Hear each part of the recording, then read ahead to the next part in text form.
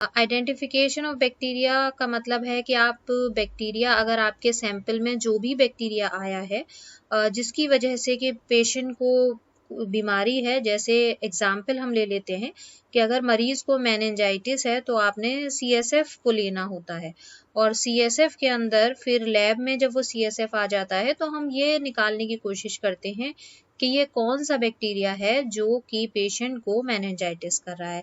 इस तरह से आप अगर पेशेंट को कोई रेस्पिरेटरी ट्रैक्ट का इन्फेक्शन है तो आप, या फिर यूरिन का इन्फेक्शन है यानी कि उसके अगर यूरिन में कोई जलन है, यूरिन पास करते वक्त उसे कोई प्रॉब्लम है, या डायरिया है, तो आप उसका स्टूल कलेक्ट करेंगे। तो स्टूल के अंदर ये कोशिश करेंगे पहचानने की कि कौन सा ऑर्गेनिज्म है जो कि उसको डायरिया कॉज करा रहा है। ठीक है, डायरिया यानी कि अगर मरीज को दस्त हो जाते हैं या उल्टी आ रही है, इस तरह का कोई पेट की प्रॉब्लम है उसको, तो इन्फेक्शन हमारे पेट वाले ट्रैक्ट में है, जिसको हम गैस्ट्रो इंटेस्टिनल ट्रैक्ट कहते हैं।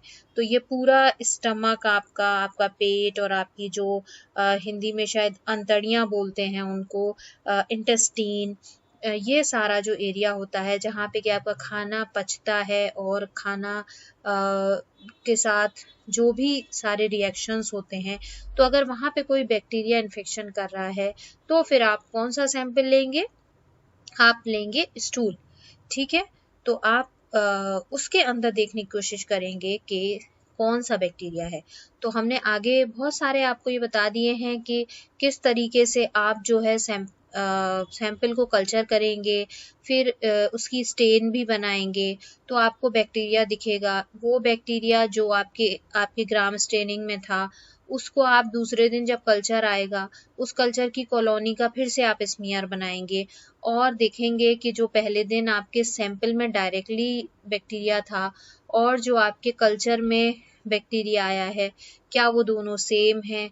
तो इन सारी चीज़ों को मिला के हम धीमे धीमे इस नतीजे पे पहुंचते जाते हैं कि हमारा कौन सा बैक्टीरिया है और उसको कौन सी दवाइयाँ देनी चाहिए। यही एक काम होता है माइक्रोबायोलॉजिस्ट का। तो आगे बढ़ते हैं।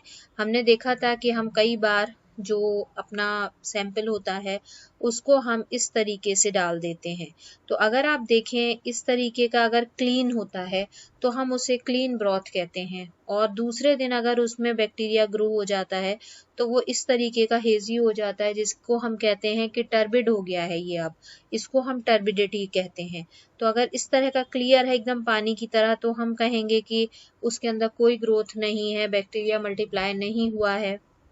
और अगर इस तरह का दिख रहा है तो इसका मतलब उस सैंपल में बैक्टीरिया था और वो 2 दिन में इतना मल्टीप्लाई हो गया कि वो हेजी हो गया है सारा, अब इसके अंदर बैक्टीरिया प्रेजेंट है। तो ये आप देख सकते हैं। दूसरी चीज आप ब्रॉथ के अंदर देख सकते हैं कि बैक्टीरिया का नेचर कैसा है, क्या वो ऑक्सीजन लविंग है, एरोबिक है, या फिर वो पूरी तरह से एनारोबिक होगा तो नीचे बैठ जाएगा, एरोबिक होगा तो ऊपर बैठ जाएगा, जिसे हम कहेंगे कि वो पेलिकल फॉर्म कर रहा है। नीचे बैठ जाएगा तो हम कहेंगे कि सेडिमेंट है। और अगर वो फैकल्टेटिव एनारोब है जो दोनों तरीके से ग्रो कर सकता है तो फिर वो आपको यहाँ पे मिल जाएगा। फिर आप इसका ये भी देखेंगे कि उसके अंदर कोई स्मेल तो नहीं है, या फिर कुछ बैक्टीरिया इसमें रंग भी प्रोड्यूस करते हैं तो वो रंग भी आपको यहाँ पे ब्रॉथ में दिख सकता है। तो इस ब्रॉथ से आप काफी कुछ पहचान सकते हैं कि आपका बैक्टीरिया किस नेचर का है और किस तरफ जा रहा है, यानी कि किस ग्रुप में आएगा। तो आगे ये देखिए, यहाँ पे आपका ये जो चीज है ये बैक्टीरिया सिर्फ ऊपर ऊपर ग्रो हुआ है। क्यों? क्योंकि ये सिर्फ ऑक्सीजन लविंग है, एरोबिक है, तो ये जहां जहां ऑक्सीजन होगी बस वहीं ग्रो करेगा, नीचे ब्रॉथ में ग्रो नहीं करेगा। और अगर ये एनारोबिक है तो फिर ये यहाँ पे नीचे बैठ जाएगा। इसको हम बोलते हैं कि ये सेडिमेंट है क्या? ये सिर्फ बैक्टीरिया की ग्रोथ है, ये पूरे में नहीं फैला। अगर ये पूरे में फैल जाता तो इस तरह का हेजी आपको मिलता। यहाँ पे सिर्फ ऊपर है यानी कि ये बैक्टीरिया एरोबिक है, ऑक्सीजन लविंग है, यहाँ पे बिल्कुल ऑक्सीजन पसंद नहीं कर रहा इसलिए ये एनारोबिक है। ठीक है, तो ये हो गया कि आपने ब्रॉथ में देखा कि आपका बैक्टीरिया किस तरीके का है। अब और क्या चीज़ें देख सकते हैं, ये आपका रिक्वायरमेंट ऑफ ऑक्सीजन जो मैंने अभी आपको पीछे दिखाया। दूसरा, कार्बन डाइऑक्साइड भी कुछ बैक्टीरिया ज़्यादा लेते हैं, कुछ बैक्टीरिया कम लेते हैं, तो उसके बेसिस पे भी आप बैक्टीरिया का कल्चर कराते हैं। आपको पता होता है कि ये जो कार्बन डाइऑक्साइड लविंग बैक्टीरिया हैं, ये कौन से सैंपल में ज़्यादा मिलते हैं। अगर CSF में वो बैक्टीरिया मिलते हैं तो फिर हम CSF को इस तरीके से इंक्यूबेट करते हैं कि जहाँ पे थोड़ी कार्बन डाइऑक्साइड ज़्यादा हो और वो उस बैक्टीरिया के ग्रो होने के चांसेस हों। ये हम आगे एक एक बैक्टीरिया जब लेंगे तो आपको इस चीज को क्लियर करा देंगे। कैपेसिटी टू फॉर्म पिगमेंट, कुछ बैक्टीरिया आपने देखा है स्टेफाइलोकोकस ऑरियस, ये रंग बनाते हैं। जैसे कि ये जो एगार था पहले, न्यूट्रिएंट एगार, ये कलरलेस होता है। अगर इस पे इस तरह का ग्रीन पिगमेंट दिख रहा है तो ये स्यूडोमोनास एरोजिनोसा एक बहुत ही कॉमन बैक्टीरिया है जो बीमारी कॉज करता है। तो उसके केस में आप प्लेट देखते ही पहचान जाएंगे कि ये जो बैक्टीरिया है ये स्यूडोमोनास है। उसके बाद ये एक बैक्टीरिया है सिरेशिया जो लाल रंग का कलर प्रोड्यूस करता है। अगर इस तरह का रंग दिख रहा है आपको तो ये कलर देख के भी हम बैक्टीरिया को थोड़ा थोड़ा पहचानने लगते हैं। उसके बाद अगर आप ब्लड एगार का लें तो ब्लड एगार का बहुत ही इंपॉर्टेंट रोल होता है कि उसके ऊपर ज़्यादातर बैक्टीरिया ग्रो हो जाते हैं क्योंकि वो एनरिच्ड मीडिया होता है। दूसरी चीज़, वो डिफरेंशियल इसलिए होता है क्योंकि जो बैक्टीरिया हैं, खास तौर से आपके स्ट्रेप्टोकोकस, वो 3 तरीके की हिमोलिसिस प्रोड्यूस करते हैं। और एक हरे रंग की जो हिमोलिसिस होती है, इनकम्प्लीट हिमोलिसिस, ये मिलती है। एक बिल्कुल ही जब हिमोलिसिस नहीं मिलती, जिसे हम गामा कहते हैं, यानी नो हिमोलिसिस। और अगर बहुत साफ साफ क्लियर कट मिलती है तो उसको हम कहते हैं बीटा। तो ये बीटा हिमोलिसिस है। अगर इस तरीके के कुछ बैक्टीरिया ऐसी बनाते हैं, कुछ बैक्टीरिया ऐसी बनाते हैं और कुछ बैक्टीरिया हिमोलिसिस प्रोड्यूस ही नहीं करते। तो अगर ब्लड एगार पे आप हिमोलिसिस देखना चाहें तो आप डिफरेंशिएट कर सकते हैं। मैं यहाँ पे आपको एक एग्जांपल बता देती हूँ। जैसे कि अगर आपका इन्फेक्शन, कोई मरीज आता है और वो कहता है कि उसको बहुत खांसी है, तो आप क्या करेंगे कि उसका स्प्यूटम लेंगे और ब्लड एगार के ऊपर लगा देंगे। दूसरे दिन वो सैंपल के अंदर से बैक्टीरिया ग्रो होना शुरू होगा। तो अगर आपको हिमोलिटिक बैक्टीरिया मिलता है इस तरीके का, तो वो पायोजीन्स, एक स्ट्रेप्टोकोकस पायोजीन्स कहलाता है जो कि बीटा हिमोलिसिस करता है। अगर वो बैक्टीरिया आपको मिलता है साथ, तो ये बहुत फेवर में जाता है कि आपको यहाँ पे इन्फेक्शन है आपके थ्रोट में।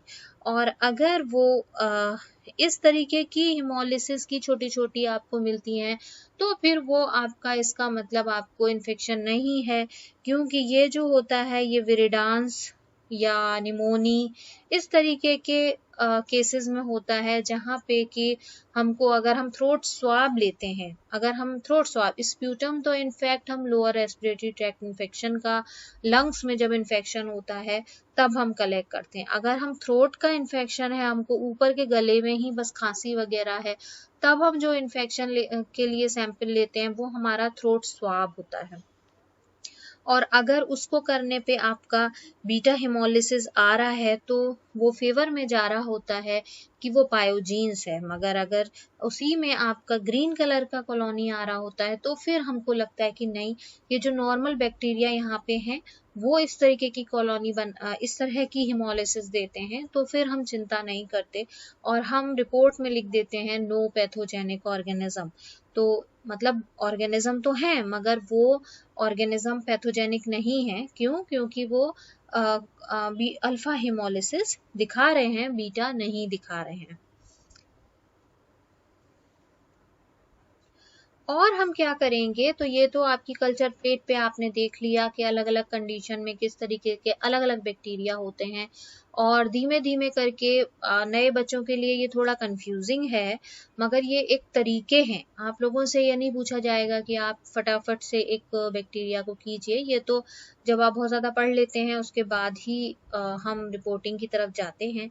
मगर हमको आइडिया ज़रूर होना चाहिए कि किस किस बेसिस पे हम बैक्टीरिया को एक दूसरे से अलग कर सकते हैं। अब एक जो इम्पोर्टेंट चीज आती है वो होती है बायोकेमिकल प्रॉपर्टीज, और आप लोग सुनते हैं उसको बायोकेमिकल टेस्ट के नाम से, कि आपको कलर ट्यूब्स दिखाई जाती हैं और आपसे पूछा जाता है पहचानिए। तो उसका बेसिस क्या होता है वो मैं थोड़ा समझा देती हूँ। यहाँ पे आप देखिए कि यहाँ पे लिखा है test for metabolism of carbohydrates. तो ये चीज मैंने आपको बताया था कि जो हमारी बॉडी है या जो एक बैक्टीरिया की सेल है उसके अंदर जब बैक्टीरिया बहुत सारे रिएक्शंस करता है, और उन रिएक्शंस में जैसे अगर उसने कुछ खाना लिया या कोई प्रोडक्ट लिया, तो वो प्रोडक्ट को अपने उस के हिसाब से तोड़ता है पहले, जिन्हें हम एनाबॉलिक रिएक्शंस कहते हैं। जब वो उस प्रोडक्ट को तोड़ रहा होता है तो हर बैक्टीरिया उसमें अलग अलग तरीके के कंपाउंड्स बनाता है। स्टेफाइलोकोकस में कुछ और कंपाउंड्स बन सकते हैं अपने रिएक्शंस करते वक्त, और स्ट्रेप्टोकोकस में कुछ और बन सकते हैं। जब हम पढ़ाई कर लेते हैं और बैक्टीरिया के बारे में जान जाते हैं तो हमें पता होता है कि स्टेफाइलोकोकस के अंदर ये कंपाउंड्स होते हैं और स्ट्रेप्टोकोकस अपने रिएक्शंस के दौरान ये बनाता है। तो क्यों ना ऐसा किया जाए कि जो कंपाउंड्स वो बना रहा है उसको किसी तरीके से हम चेक कर लें। तो हम एक ऐसा टेस्ट लेंगे जिसमें कि हम कुछ इस तरह का टेस्ट बनाएं कि हम स्टेफाइलोकोकस ने जो प्रोडक्ट बनाया है, अगर वो हमको किसी तरीके से पता चल जाए कि भाई ये टेस्ट करने पे ये पता चल जाएगा कि ये वाला प्रोडक्ट जो है, फॉर एग्जांपल स्टेफ के अंदर एक एंजाइम होता है कैटालेस, तो हम स्ट्रेप्टोकोकस के अंदर वो एंजाइम कैटालेज नहीं होता है। तो हम क्या करते हैं कि हम एक टेस्ट लगाते हैं H2O2 के ऊपर, और जब हम कॉलोनी को मिक्स करते हैं स्टेफ की या स्ट्रेप की, जो हमें पता ही नहीं है अभी कि इन दोनों में से किसकी है, तो अगर आप H2O2 के अंदर एक कॉलोनी मिला देते हैं और अगर आपको बबल्स मिलते हैं तो आप कहते हैं कि ठीक है इसका मतलब कैटालेज है, और आप कह देते हैं कि कैटालेज तो सिर्फ स्टेफ में होता है, इसका मतलब ये बैक्टीरिया स्टेफ है। और अगर वो आपको कॉलोनी आपने मिलाई, बैक्टीरिया मिलाया H2O2 में, मगर आपको कोई बबल नहीं मिलता, तो आप समझ जाते हैं कि अरे ये तो स्ट्रेप्टोकोकस बैक्टीरिया है। क्यों है? क्योंकि इसके अंदर बबल्स नहीं आए हैं, इसका मतलब इसके अंदर कैटालेज एंजाइम नहीं है। तो ये एक तरीका होता है कि हम 2-3 बैक्टीरिया की अंदर क्या क्या चीजें होती हैं उनके उस कंपाउंड के बेसिस पे हम उसको टेस्ट कर लेते हैं। तो ये उसके मेटाबॉलिज्म का क्या मतलब होता है? मेटाबॉलिज्म का मतलब होता है कि जो बैक्टीरिया हैं वो बहुत सारे रिएक्शंस करते हैं, और उन रिएक्शंस में कई बार कुछ प्रोडक्ट्स बनते हैं, कुछ चीजें बनती हैं, और अगर वो चीजें हमें पता है तो हम उनको आइडेंटिफाई कर लेते हैं बहुत सारे टेस्ट लगा के, और उन टेस्ट को कहते हैं बायोकेमिकल रिएक्शंस। उसके बाद यहाँ पे अगर कोई बैक्टीरिया कार्बोहाइड्रेट्स, यानी कि जिन्हें नॉर्मल लैंग्वेज में हम शुगर्स कहते हैं, अगर हम कोई बैक्टीरिया शुगर्स बना रहे हैं तो हम शुगर्स टेस्ट कर लेते हैं। अब हो सकता है कि एक बैक्टीरिया वो शुगर बनाता हो, दूसरा बैक्टीरिया वो शुगर नहीं बनाता हो, तो हम एक ऐसा टेस्ट इजाद करेंगे जिसमें कि या बनाएंगे जिसमें कि हमें उस पता चल जाए कि अगर वो फॉर एग्जांपल ग्लूकोज आप टेस्ट करना चाह रहे हैं, तो अगर वो ग्लूकोज बना रहा होगा तो हमारे टेस्ट लगाने पे वो पॉजिटिव आ जाएगा। अगर बैक्टीरिया दूसरा वाला जो है वो ग्लूकोज नहीं बना रहा होगा तो हमारा जो टेस्ट होगा वो निगेटिव आ जाएगा। तो इससे हमें पता चल जाएगा कि किस बैक्टीरिया के अंदर ग्लूकोज बनता है और किसके अंदर कुछ और बनता है। तो ये तरीके होते हैं। अब और रिएक्शंस में ये हर बैक्टीरिया अलग अलग प्रोटीन्स बनाते हैं, हर बैक्टीरिया अलग अलग अमीनो एसिड्स बनाते हैं, लिपिड्स भी कुछ बैक्टीरिया के अलग होते हैं। तो हम इन्हीं लिपिड को, अमीनो एसिड को, कार्बोहाइड्रेट को चेक कर लेते हैं कि क्या ये बैक्टीरिया जो हमारे पास आया है उसके अंदर ये चीज़ है। अगर है तो हम नाम दे देते हैं, और अगर नहीं है तो वो दूसरा बैक्टीरिया होगा। टेस्ट फॉर एंजाइम्स करते हैं, जो मैंने आपको अभी समझाया, कैटालेस एंजाइम जो कि स्टेफ के अंदर तो होता है, स्ट्रेप्टो के अंदर नहीं होता। तो हमने उसके लिए क्या टेस्ट बनाया? उसके लिए हमने एक टेस्ट निकाला H2O2 टेस्ट, यानी कि कैटालेस टेस्ट, जिसमें हम H2O2 ले लेते हैं। जिन बैक्टीरिया में है उनमें बबल्स आ जाते हैं, जिन बैक्टीरिया में कैटालेस नहीं होता उनमें बबल्स नहीं आते। फिर हमने दूसरा बहुत सारे कंबाइंड हैं कि हम बहुत सारी प्रॉपर्टीज जो बैक्टीरिया की होती है उन्हें मिला लेते हैं और फिर हम टेस्ट कर लेते हैं, और उनको हम कहते हैं कंबाइंड टेस्ट। तो ये जो है ये बायोकेमिकल टेस्ट कहलाते हैं। अब अगर आप देखें तो ये एक टेस्ट है कि कुछ जो बैक्टीरिया होते हैं वो ग्लूकोज को फर्मेंट करते हैं। ठीक, तो बैक्टीरिया जो है वो ग्लूकोज को लेता है, यूज करता है एनर्जी की तरह से, और ग्लूकोज से अपनी एनर्जी बनाता है। अब वो जो एनर्जी बनाएगा उसके दो प्रोसेस होते हैं, या तो वो ऑक्सीजन का इस्तेमाल करके फिर एनर्जी बनाएगा, या फिर वो ऑक्सीजन की एब्सेंस में एनर्जी बनाएगा। तो अगर ऑक्सीजन की प्रेजेंस में बनाता है तो हम कहते हैं ऑक्सीडेशन हो रहा है ग्लूकोज का। अगर ऑक्सीजन की एब्सेंस में बनाता है तो हम कहते हैं कि ग्लूकोज का फर्मेंटेशन हो रहा है। एनर्जी तो दोनों तरीके से बनेगी ही, मगर जब ऑक्सीजन की प्रेजेंस में बनाएगा तो कुछ, जब रिएक्शन के बाद कुछ और प्रोडक्ट्स बनेंगे, और अगर ऑक्सीजन की एब्सेंस में बनाएगा तो कुछ और प्रोडक्ट्स बनेंगे। ये आप देख सकते हैं कि ऑक्सीडेशन और फर्मेंटेशन जब ग्लूकोज का होता है तो एंड में अलग टाइप के प्रोडक्ट्स बनते हैं। अब अगर आप ये देखना चाह रहे हैं कि ग्लूकोज का फर्मेंटेशन हो रहा है या नहीं हो रहा, तो ये हमारा एक टेस्ट होता है जिसमें कि हम ट्यूब्स में ग्लूकोज डाल देते हैं। ठीक है, अब आपको बैक्टीरिया को चेक करना है कि क्या वो बैक्टीरिया ग्लूकोज को फर्मेंट कर रहा है या नहीं कर रहा। आपको पता नहीं है कि आपके सैंपल में जो बैक्टीरिया आया है वो ग्लूकोज फर्मेंटर है या ग्लूकोज फर्मेंटर नहीं है। बस आपको क्या करना है, आपको पहचानना है, आपको चेक करना है कि क्या ये बैक्टीरिया ग्लूकोज फर्मेंटर है या ग्लूकोज फर्मेंटर नहीं है। तो आप क्या करेंगे कि आपने ग्लूकोज लिया, ग्लूकोज को इस ब्रॉथ में डिसॉल्व कर दिया इस लिक्विड में, और बैक्टीरिया की कॉलोनी भी इसके अंदर मिला दी। साथ में ही आपने क्या किया, एक इंडिकेटर डाल दिया। ये बहुत ज़रूरी है, जिसको हम मेनली एंड्रेट्स इंडिकेटर बोलते हैं।